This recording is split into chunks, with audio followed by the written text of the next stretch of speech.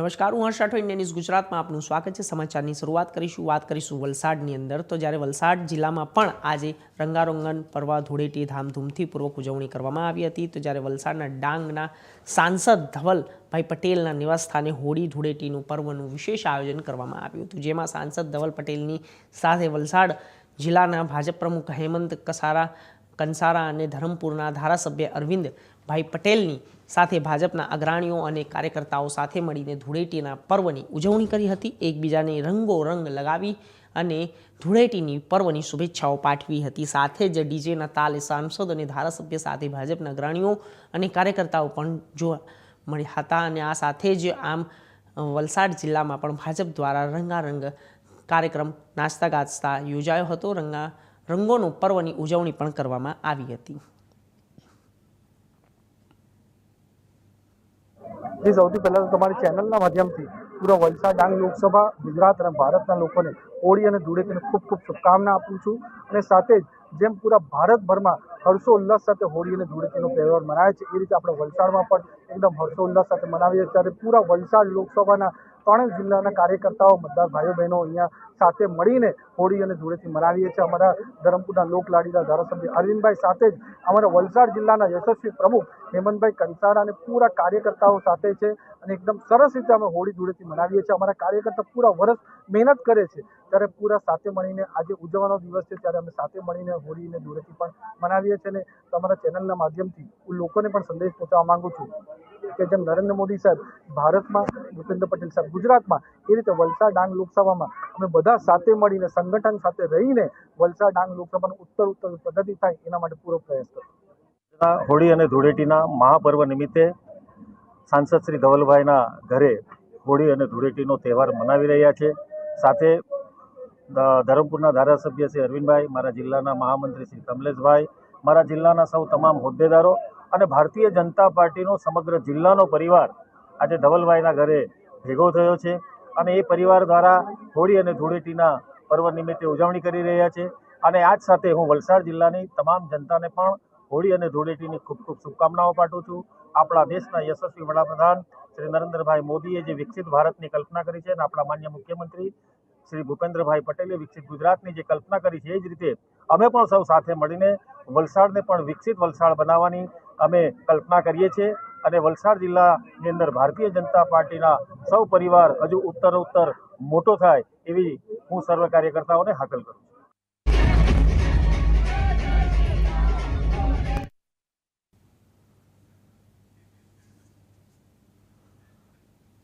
Sachin GIDC પાસે આવેલા રામેશ્વર કોલોનીના ચીંધીના ગોડાઉનમાં આગ લાગતા અફરાતફરીનો માહોલ સર્જાયો હતો। સવારે આગ 11:30 વાગ્યાના સમયે લાગી હતી। આગ સચિન વિસ્તારમાં ચારો તરફ કાળા ધુમાડા ફેલાવા લાગ્યા હતા। ફાયર બ્રિગેડની ટીમ ઘટના સ્થળે પહોંચીને આગને કાબૂમાં લેવાની કોશિશો કરી હતી અને એક ફાયર ફાઇટરની ગાડીને જ્યારે ધક્કો મારી બહાર કાઢવામાં આવ્યું હતું અને કોઈ જાતની પણ જાનહાનિ થઈ નથી। જ્યારે રેસિડેન્શિયલ એરિયામાં ગેરકાયદેસર ગોડાઉન હોવાની પણ લોકોમાં ચર્ચા છે। સ્થાનિક પોલીસ ઘટના સ્થળે પહોંચી વધુ તપાસ હાથ ધરી છે।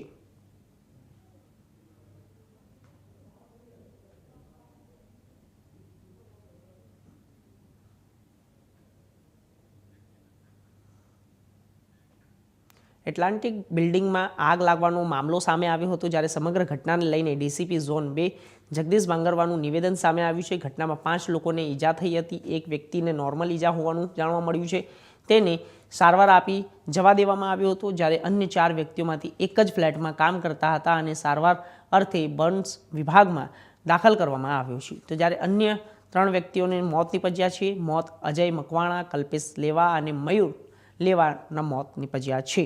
અજય મકવાણા સ્વિગીમાં ડિલિવરી બોય તરીકે કામ કરે છે, ત્યાં ડિલિવરી કરવા ગયો હતો અને અન્ય 2 જ્યારે કલ્પેશ લેવા અને મયુર લેવા બ્લિંકિટ એપ્લિકેશનમાં કામ કરે છે અને જ્યારે એમ્બ્યુલન્સમાં પણ કામ કરતું હોવાનું તેમનું સામે આવ્યું છે। તે બંને વ્યક્તિઓ શેના માટે બિલ્ડિંગમાં આવ્યા હતા તે તપાસનો વિષય સમગ્ર ઘટનામાં લઈને માલવીયાનગર પોલીસ મથકમાં એક્સિડેન્ટલ ડેથનો ગુનો નોંધવામાં આવ્યો છે। બિલ્ડિંગમાં ફાયર સેફટી હતી કે કેમ, બિલ્ડિંગમાં બાંધકામ સમયે સેફટી નોર્મ્સ અને એનઓસીનું પાલન કરવામાં આવ્યું છે કે તે અંગે તપાસ કરાશે। કોઈ પણ જવાબદારને નહીં છોડવામાં આવે અને ડીસીપી ઝોન 2 જ્યારે ત્યાંની 12મા માળની બિલ્ડિંગે જેમાં 6ઠ્ઠા માળે આગ લાગી હતી. આગ લાગવાની પ્રાથમિક કારણ શોર્ટ સર્કિટ મનાઈ રહ્યું છે. FSLનો રિપોર્ટ પણ આવ્યા બાદ સચોટ કારણ સામે આવશે.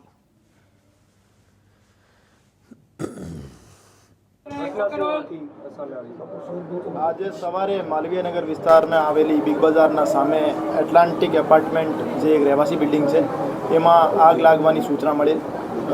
આગ લાગવાની સૂચના મળ્યાથી પોલીસની ટીમો તથા ફાયર બ્રિગેડની ટીમો તાત્કાલિક જગ્યા ઉપર ગયેલ અને ત્યાંથી કુલ 35 જેવા માણસોનો રેસ્ક્યુ કરવામાં આવેલ અને 5 માણસો જેને ઇન્જરી થઈ હતી, બર્ન ઇન્જરીઝ, એમને સિવિલ હોસ્પિટલ ખસેડવામાં આવેલ. 5 પૈકી એકને માઇનર ઇન્જરી હોવાના કારણે તાત્કાલિક ડામા કરી દેવામાં આવ્યા હતા અને બાકી 4 પૈકી 3ના ડેથ નીપજેલા અને એક જે બેન હતા 15 વર્ષના જે હાઉસકીપિંગનું કામ કરતા હતા ત્યાં એ અત્યારે સારવાર હેઠળ છે અને આઉટ ઓફ ડેન્જર છે. હાલ સુધી આ બનાવમાં 3 માણસોનો મૃત્યુ નીપજેલ. આ બાબતે માલવીયનગર પોલીસ સ્ટેશનમાં એક એડીનો બનાવ દાખલ કરી આગળની તપાસ હાથ ધરવામાં આવી છે. મૃતકો કોણ છે ને ત્યાં શું માટે? એક મૃતક અજયભાઈ મકવાણા હતા જે સ્વિગી ડિલિવરી બોય હતા અને સ્વિગીની ડિલિવરી માટે આવ્યા હતા. બીજા 2 માણસો જે હતા એમને આઈડેન્ટિફાઈ કરી લેવામાં આવ્યા છે. એમને ઘરવાળાનો સંપર્ક કરી લેવામાં આવ્યો છે. પ્રથમ દૃષ્ટિએ એવું જાણવા મળ્યું છે કે એમ્બ્યુલન્સ ડ્રાઈવર હતા અને ત્યાં બિલ્ડિંગમાં શેના માટે આવ્યા હતા એના બાબતે તપાસ કરવામાં આવશે. આ દુર્ઘટનામાં ક્યાંક ફાયર સેફ્ટીના જે કહેવાય નોર્મ્સને લઈને પણ સવાલો ઉઠી રહ્યા છે, શું કહેવું? એડીની તપાસ દરમિયાન બિલ્ડિંગ યુઝ સર્ટિફિકેટ, એમના પાસે ફાયર એનઓસી હતી કે કેમ, એમના પાસે કન્સ્ટ્રક્શન ટાઈમે તમામ સેફ્ટી નોર્મ્સ ફોલો થયા હતા કે કેમ, આ બાબતે ગહેનતાપૂર્વક તપાસ કરવામાં આવશે અને જવાબદાર વિરુદ્ધ કાર્યવાહી પણ કરવામાં આવશે. આગ લાગવાનું કોઈ કારણ? પ્રથમ દૃષ્ટિએ એવું જાણવા મળ્યું છે કે ઇલેક્ટ્રિક શોર્ટ સર્કિટથી આગ લાગી છે. આ બાબતે FSLની ત્યાં વિઝિટ થઈ ગઈ છે અને PGVCLનો પણ ઓપિનિયન લેવામાં આવશે અને ફાઇનલ કોઝ ઓફ ફાયર જે છે FSLના ઓપિનિયન પછી આપવામાં આવશે. સર, ફ્લેટ કેટલા હતા અને કેટલા માળે આગ લાગી? આ લગભગ 12 માળની બિલ્ડિંગ હતી જેમાં 6ઠ્ઠા માળ ઉપર આગ લાગી. ટોટલ કેટલા ફ્લેટ છે? ટોટલ 24 ફ્લેટ હતા જેમાંથી 2 ફ્લેટ જે 6th ફ્લોર ઉપર હતા એમાં વધારે આગ લાગી. આગનો ધુમાડો પ્રસરી ગયો એટલે લોકો બહાર નહોતા નીકળી શકતા એવું કંઈ આ તપાસનો વિષય છે. ચાલુ રાખજે ધ્રુવ સર હિન્દીમાં. અમદાવાદમાં ફરી અસામાજિક તત્વોએ માથું ઉંચક્યું છે. જ્યારે બનાવના 24 કલાક પહેલાં જ અમદાવાદના પોલીસ કમિશનર દ્વારા પ્રેસ કોન્ફરન્સમાં જણાવ્યું હતું કે અમદાવાદમાં ક્રાઇમ રેટ ખૂબ જ ઓછો છે અને પ્રેસ કોન્ફરન્સના 24 કલાક બાદ પણ જેણે અમદાવાદનું વસ્ત્રાલમાં અસામાજિક તત્વોનો આતંક બન્યું હોય તેવા દ્રશ્યો સામે આવ્યા હતા. તો અમદાવાદમાં હોળીના રાત્રે જાણે કાયદાનો કોઈ ડર ન હોય તેમ વસ્ત્રાલની શાશ્વત સોસાયટીમાં આગળ અસામાજિક તત્વોનો આતંક જોવા મળ્યો હતો. હાથમાં લાકડીઓ, પાઇપો, તલવારો જેવા ઘાતક હથિયારો સાથે પબ્લિકમાં ભય અને આતંક ફેલાવાનો આશ્ચર્યનો ભાગરૂપે અંદાજે 15થી 20 લોકોના ટોળા દ્વારા ગાડીઓમાં તોડફોડ કરી 2 રાહદારીઓને ઈજા પહોંચાડી હતી અને જેમાં પોલીસ દ્વારા પણ આ ઘટનાને ગંભીરતાથી જોતા પોલીસ પણ એક્શન મોડમાં આવી ગઈ હતી અને તાબડતોડ આતંક મચાવનાર યુવકોને ખૂબ જ ઓછા સમયમાં પકડી કાયદાનો પાઠ ભણાવ્યો હતો.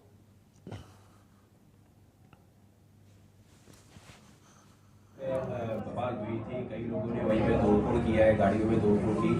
क्या है पूरा मामला? कितने आरोपियों को गिरफ्तार किया गया है, कितने लोगों के सामने FIR दर्ज कर गई है, क्या है पूरा? कल रात को करीबन 9:45 बजे के आसपास की ये घटना है और ये घटना जो हमारा दामोल पुलिस स्टेशन का RTO रोड है वो महादेव MPL के सामने हुई थी. वारदात में ये पानी पूरी की लारी रखने के लिए दोनों लोगों के बीच में रंजिश थी. उस रंजिश को इस वारदात को अंजाम देने के लिए वो लोग जो थे वो पंकज भावसार और उसके जो लोग थे वो वहाँ पे गए और संग्राम को ढूंढ रहे थे. तो संग्राम नहीं मिला नहीं तो जो रास्ते में जिसको भी मिले उनके साथ उन्होंने मारामारी की और काफ़ी सारे व्हीकल तोड़फोड़ की. हमने इस बाबत में संज्ञान लेते हुए ये फरियाद दाखिल की है और फरियाद के अंदर हमने रायोटिंग और पुरानी IPC 307 के तहत ये पूरा FIR दर्ज की है. और अभी तक पूरा रात हमने पूरा सेक्टर मिलके, पूरा जोन मिलके, पूरा क्राइम सब ने मिलके हमने पूरे 10 घंटे के अंदर करीबन हमने 13 आरोपी और एक जुवेनाइल है जो उसके मिला के कुल 14 आरोपी को हम ले भी आए हैं. और आगे की कायदेसर की कार्यवाही। सर वांटेड आरोपी सर, फिल्म में किस प्रकार से इंस्पायर होकर ये लोगों ने ये क्राइम किया था, फिल्म वाली पूरी बात किस मानसिकता से मानसिकता में हमारे इंट्रोगेशन में ऐसा आया कि भाई हमने पूछा कि आप क्यों, ये आपको क्या था, नशे में थे, ये था, क्या था वारदात, क्योंकि कुछ लोग तो ऐसे ही जुड़े हुए थे, तो भाई किसकी इंप्रेशन में है, बराबर। तो ये हमारे इंट्रोगेशन में ऐसा है, कोई पुष्पा मूवी देखा था, तो जो पुष्पा में जो पुष्पा वाव है वही अभी उसकी इंप्रेशन में थे, इस हिसाब से हम ये पुष्पा मूवी का बता रहे हैं। પોલીસ દ્વારા રિકન્સ્ટ્રક્શન હાલમાં ગુનેગારોનું કરવામાં આવી રહ્યું છે। જો વાત કરવામાં આવે તો ગઈકાલે રાત્રે જે આતંક મચાવ્યો હતો તેને લઈને પોલીસ એક્શન મોડમાં જે આવી હતી તેને હાલમાં જોઈ શકો છો તે પ્રમાણે તમામ વસ્ત્રાલની જે પબ્લિક છે તેઓ જે છે કહેવા માંગે છે કે આવા ગુનેગારોને સજા થવી જ જોઈએ। ખરેખર આવા ગુનેગારો જે છે તેને શું કહેશો આ લોકોને લઈને શું કહેશો તે બાબતમાં? શું કહેતો તમે શું કહેતો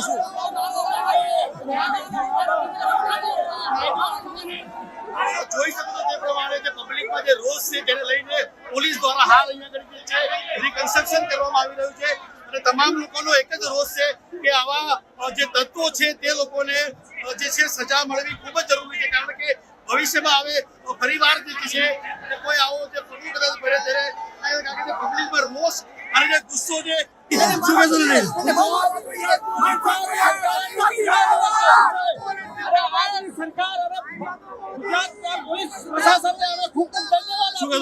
શું કહેશો લઈને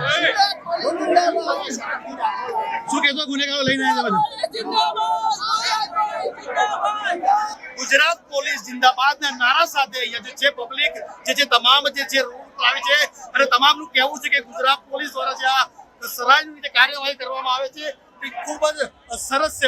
હાલમાં મારી પાછળ જે જોઈ શકો છો આ તમામ જે જુસ્સો છે લોકોનો રિકન્સ્ટ્રક્શન લઈને પોલીસ જે છે હાલમાં જે અહીંયા પબ્લિકને કાબુમાં પણ ખાસ કરીને રાખે છે એને લઈને જો વાત કરીએ તો પોલીસની ખૂબ જ જહેમત જે ઉઠાવી પડે છે મારી પાછળ જોઈ શકો છો એ પ્રમાણે તમામ જે પોલીસ કર્મચારીઓ છે રિકન્સ્ટ્રક્શન લઈને હાલમાં તમામ ઉચ્ચ કક્ષાના અધિકારીઓ પોલીસ લોકોને સપોર્ટ મળી રહ્યો છે અને આ જે ગુનેગારો છે તેમને લઈને પોલીસ જે છે રિકન્સ્ટ્રક્શન આવી છે। ગઈકાલે વસ્ત્રાલ ખાતે જે બનાવ બન્યો હતો તેને લઈને પોલીસ જે છે એક્શન મોડમાં, ત્યારબાદ આપ જોઈ શકો છો કે વસ્ત્રાલ પાસે જે બનાવ બન્યો હતો ત્યાં આગળ તમામ પબ્લિક જે છે એ જય શ્રી રામના નારા સાથે જે ગુંડા તત્વો હતા તેને પોલીસ દ્વારા રિકન્સ્ટ્રક્શન હાલમાં જે છે તે કરવામાં આવી રહ્યું છે। ગણતરીના કલાકોમાં જ કહેવાય કે પોલીસ દ્વારા તમામ લોકોની જે ધરપકડ જે છે કરી લેવામાં આવી હતી। હાલ જો વાત કરીએ તો તમામ જે ગુનેગારો છે તે લોકોને લઈને પોલીસ જે છે રિકન્સ્ટ્રક્શન હાલ જે છે અહીંયા કરી રહી છે। આપ જોઈ શકો છો તે પ્રમાણે હાલમાં જે છે પોલીસ દ્વારા તમામ જે લોકોને લઈને મહત્વની વાત કહી શકાય કે રિકન્સ્ટ્રક્શન કરી રહી છે। જે પોલીસ જે છે તમામ જે ગુનેગારો છે તેઓને લઈને હાલમાં વસ્ત્રાલની પબ્લિક જે છે તે પોલીસને પ્રોત્સાહન પણ આપી રહી છે ને મતલબ કહી શકાય કે આવું ફરીવાર બનાવ ના બને તેને લઈને ખાસ જે છે રિકન્સ્ટ્રક્શન કહેવાય છે અમદાવાદના અંદર ઘાટોડિયા વિસ્તારમાં થોડા સમય અગાઉ જ જે છે તે અમુક નબીરાઓ દ્વારા અમદાવાદમાં બહાર હતું। ત્યારબાદ જો વાત કરવામાં આવે તો ગઈકાલે કહેવાય કે અમદાવાદના જે વસ્ત્રાલ વિસ્તાર છે, વસ્ત્રાલ વિસ્તારની અંદર જે અમુક નબીરાઓ દ્વારા જે આતંક મચાવવામાં આવ્યો હતો, જેને લઈને તમામ જે કહેવાય પોલીસ તંત્ર દ્વારા સખત કાર્યવાહી કરીને તાત્કાલિક ધોરણે જે કહેવાય તે લોકોની તમામની જે ધરપકડ જે છે કરી લેવામાં આવી છે। ટૂંક સમયની અંદર જોઈ શકો છો આ તમામ જે નબીરાઓ છે જે લોકોએ આતંક મચાવ્યો હતો, કારણ કે કહેવાય કે આની પહેલાં પણ અગાઉ ગુજરાત રાજ્ય હર્ષ સંઘવી દ્વારા કહેવામાં આવ્યું છે કે આ પ્રકારના જે કોઈ પણ લેવલના જે પગલાં કદાચ ભરવામાં આવશે ત્યારે કોઈ પણ છોડવામાં આવશે નહીં, જેને લઈને ખાસ મહત્વની વાત કહી શકાય કે પોલીસ દ્વારા એક્શન પ્લાન તૈયાર કરીને તાબડતોડ જે મહેનત કહેવાય તાત્કાલિક તમામ જે લોકો છે તે લોકોની ધરપકડ જે છે કરી લેવામાં આવી છે।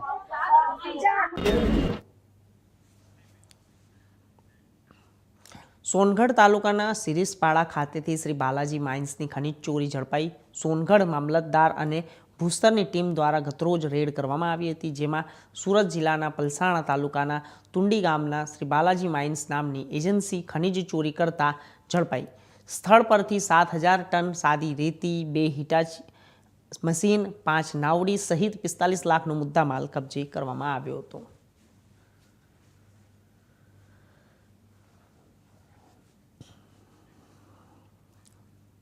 જામનગર નજીક આવેલ મોરકાંડની ધાર વિસ્તારમાં ખેલાયો ખૂની ખેલ. મોડી રાત્રે રબારી બંધુઓ મુન્ના રબારી તથા તેનો ભાઈ મુકેશ રબારી પર જીવલેણ હિંચકારો હુમલો કરવામાં આવ્યો હતો. સામાન્ય રીતે બોલાચાલીમાં મુન્નાભાઈ હુણ અને તેના ભાઈ ઉપર હુમલો કરવામાં આવ્યો હતો. આ હુમલો તેને પડોશી શખ્સ દ્વારા કરવામાં આવ્યો હતો. આ હુમલામાં મુન્ના રબારીનું મૃત્યુ નીપજ્યું હતું તથા મુકેશ રબારી ઘાયલ થતાં સારવાર હેઠળ સરકારી જેજી હોસ્પિટલ ખાતે ખસેડવામાં આવ્યો હતો. બનાવની જાણ થતાં જામનગર ગ્રામ્ય ડીવાયએસપી સહિતનો પોલીસ કાફલો ઘટના સ્થળે પહોંચ્યો હતો. પોલીસે ઘટના સ્થળે પહોંચી યુવાનોનો મૃતદેહ પીએમ અર્થે ખસેડાયો હતો અને પોલીસે સમગ્ર મામલે 6 જેટલા શખ્સ સામે ગુનો નોંધી તપાસ શરૂ કરી છે.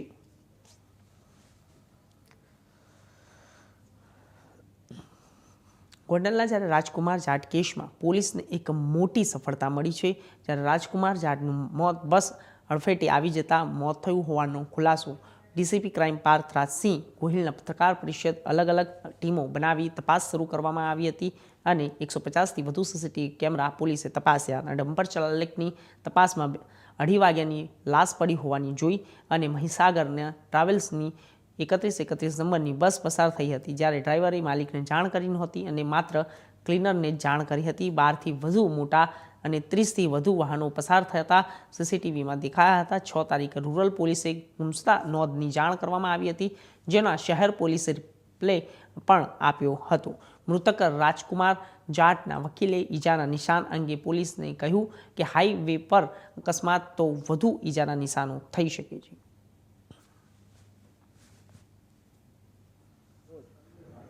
વહેલી સવારમાં કુવાડવા પોલીસ સ્ટેશનને એક વ્યક્તિ જેનું નામ જે છે રાજકુમાર જાટ છે, જે પાછળથી આઈડેન્ટિફાય થયું ત્યારે ખબર પડે છે, તેનું બોડી મળેલ હતું અને તેના વિશે જે માહિતી મળી તેના આધારે કુવાડવા રોડ પોલીસ સ્ટેશન દ્વારા સૌપ્રથમ એનું આઈડેન્ટિફિકેશન ન થાય ત્યાં સુધી તે બોડીને કોલ્ડ સ્ટોરેજમાં રાખવામાં આવેલું હતું અને સમય સૂચકતા વાપરીને પોસ્ટમોર્ટમ કરાવી અને તેના આઈડેન્ટિફિકેશન માટે DNA અને ફિંગરપ્રિન્ટને બધી જ જે કાયદેસરની પ્રક્રિયા જે છે તે હાથ ધરવામાં આવી હતી. ત્યારબાદ તેનું આઈડેન્ટિફિકેશન કરવા માટે થઈને કુવાડવા રોડ પોલીસ સ્ટેશન દ્વારા જે પ્રોસિજર્સ છે, જેમાં બ્રોડકાસ્ટિંગ અને સોશિયલ મીડિયાના માધ્યમથી લોકોને માહિતી પહોંચાડવી, તે બધી પ્રક્રિયા હાથ ધરી હતી અને તેનું આઈડેન્ટિફિકેશન 9 તારીખના રોજ થયેલ હતું.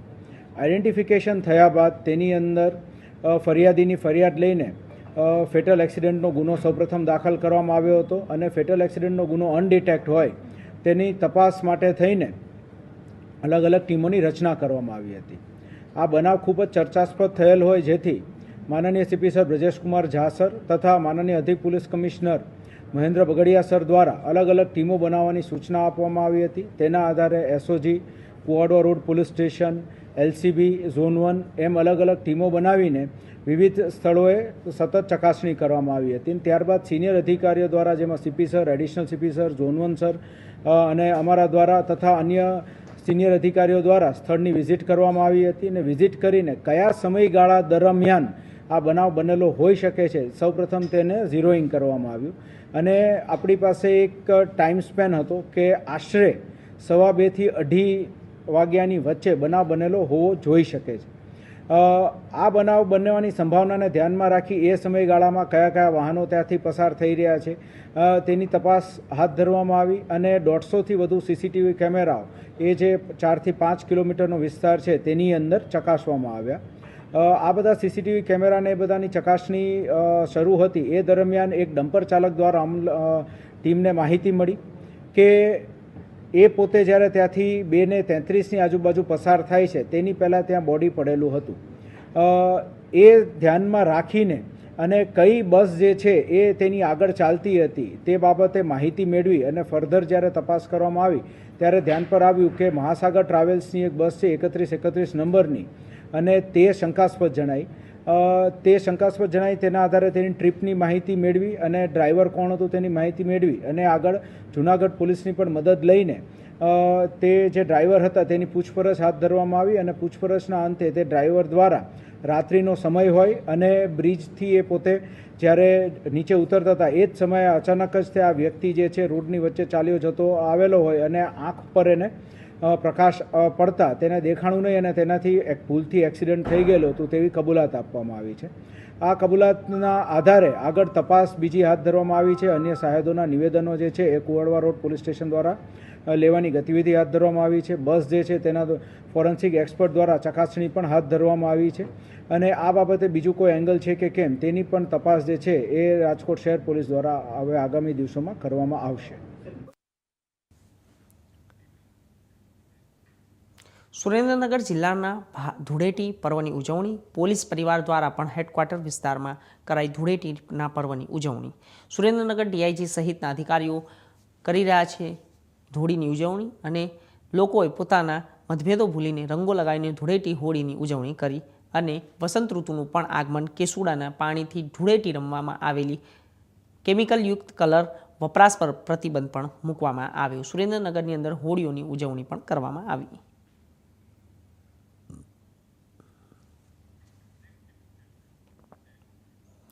પાલનપુર શહેરમાં ધૂળેટી પર્વની ધામધૂમપૂર્વક ઉજવણી થઈ, જ્યારે હવે પાલનપુરમાં આબુ હાઈવે સ્થિત આવેલ બાલાજી સિટીના રહીશો ભેગા મળીને ઇકો ફ્રેન્ડલી ધૂળેટી પર્વની ઉજવણી કરી પાણીનો થતો બગાડ અટકાવ્યો અને અબીલ ગુલાલની છોડો વચ્ચે ધૂળેટી પર્વની ઉજવણી કરવામાં આવી હતી.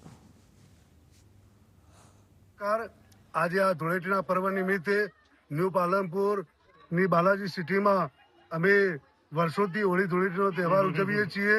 આજે પણ અમારા બાલાજી સિટીના તમામ રહીશો સાથે રહી મુખ્ય કોમન પ્લોટની અંદર ભાઈઓ બહેનો બાળકો સર્વ સાથે રહી અને હોળી ધૂળેટીનો પર્વ ખૂબ ધામધૂમથી ઉજવીએ છીએ. પાણીનો બગાડ કરતા નથી. આ ઇકો ફ્રેન્ડલી એમ કે ધૂળેટીનો ઉત્સવ ઉજવીએ છીએ અને પાણીનો બગાડ પણ કરતા નથી.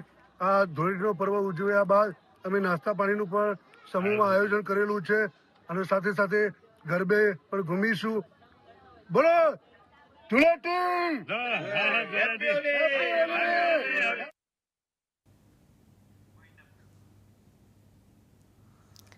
તો હાલ સમાચારોમાં બસ આટલું જ. દેશ દુનિયાના તમામ